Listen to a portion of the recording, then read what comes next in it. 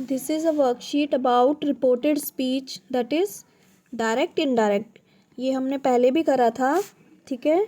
Direct indirect की आपने कई सारी वर्कशीट्स पहले भी कर रखी हैं जो मैंने आपको समझाई थी, but this worksheet belongs to particularly some sentences about request and command, ठीक है। तो ये स्पेशली रिक्वेस्ट और कमांड वाले जो सेंटेंसेस होते हैं जिसमें हम किसी को रिक्वेस्ट कर रहे होते हैं और कमांड हम किसी को कुछ ऑर्डर दे रहे होते हैं, एडवाइस कर रहे होते हैं, उनसे रिलेटेड ये छोटी सी एक्सरसाइज है, ठीक है। ये डायरेक्ट इनडायरेक्ट है, बट उसके अंदर भी एक पर्टिकुलरली रिक्वेस्ट और कमांड से रिलेटेड वर्कशीट है, ठीक है। सो देखिए यहाँ पे लिखा है when we ask someone in a polite manner. जब हम किसी से कुछ पोलाइट मैनर के बारे में कुछ पूछते हैं या बोलते हैं तो वो क्या कहलाती है, that is called request, right. We simply use ask me, requested me. तो उसमें हम क्या यूज़ करते हैं, आस्क मी, रिक्वेस्टेड मी, ऐसे वाले वर्ड्स का यूज़ करते हैं। फिर नाउन और प्रोनाउन यूज़ करते हैं, ठीक है।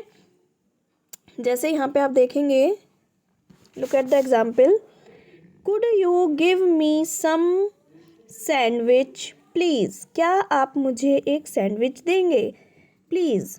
तो इसमें हम आपको ये सेंटेंस पढ़ के क्या लग रहा है कि किस काइंड टाइप का सेंटेंस है ये है एक रिक्वेस्टेड वाला सेंटेंस, ठीक है। इसमें हम रिक्वेस्ट कर रहे हैं, तो इसमें ये तो हो गया जब एक इनडायरेक्ट, मतलब किसी ने किसी से बोला है, ठीक है।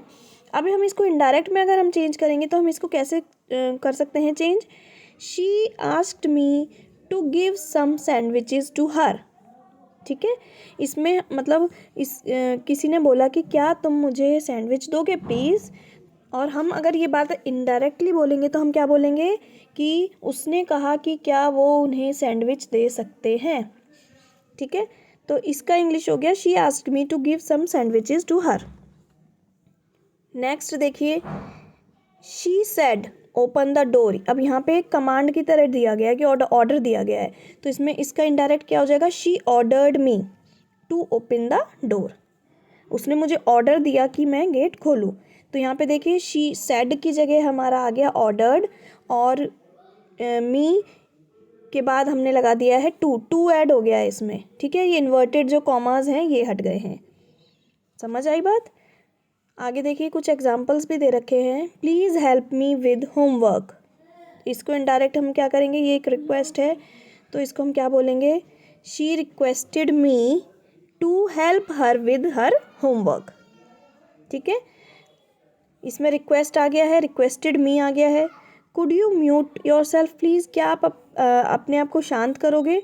ही requested me to mute myself, ठीक है। माई सेल्फ क्यों आया है यहाँ पे, कुछ भी यहाँ पे हमें ये नहीं पता कि यहाँ पे किसको बोला जा रहा है, तो हम यहाँ पे कुछ भी यूज़ कर सकते हैं, my self, her self, him self, them selves, ठीक है। ही सेड टू मी, अब हमें पता है कि किसने किससे बोला। यहाँ पे ही भी लिखा है और मी भी लिखा है, यानी कि उसने मुझसे बोला। क्लोज द मेन डोर, तो इसका क्या आ जाएगा, he ordered me to close the main door, ठीक है।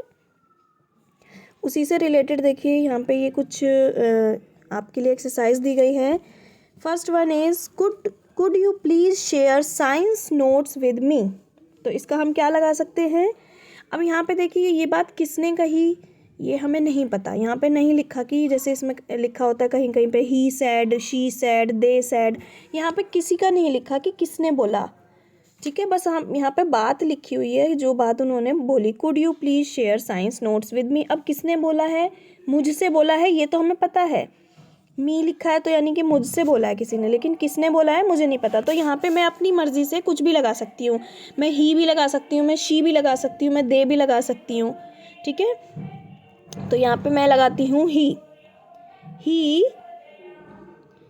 इसमें अब हमें क्या है, यहाँ पे ये मेरे से रिक्वेस्ट कर रहे हैं, तो रिक्वेस्टेड, मैंने रिक्वेस्टेड के लिए REQ शॉर्टकट में लिख दिया है।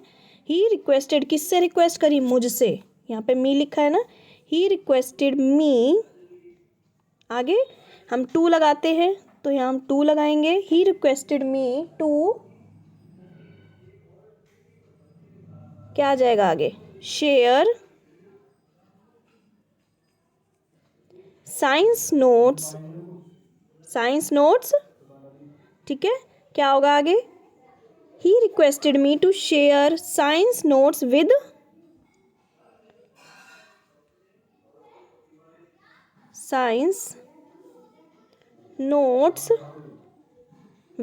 विद के बाद बताइए क्या आएगा? विद के बाद मी, यहाँ पे लिखा है मी की जगह क्या आ जाएगा? ही लिखा है ना, तो ही के बारे में बात हो रही है, तो यहाँ पे क्या आ जाएगा? With him. ही का बन गया हिम। समझ आई बात? ये बात सबको समझ आ गई? तो ये इस तरीके से, ये हम इस तरीके से इसको चेंज करते हैं और इसमें देखते हैं कि कौन सा वर्ड किस में चेंज होना है। इस बात का हम खास तौर पे ध्यान रखते हैं, ठीक है।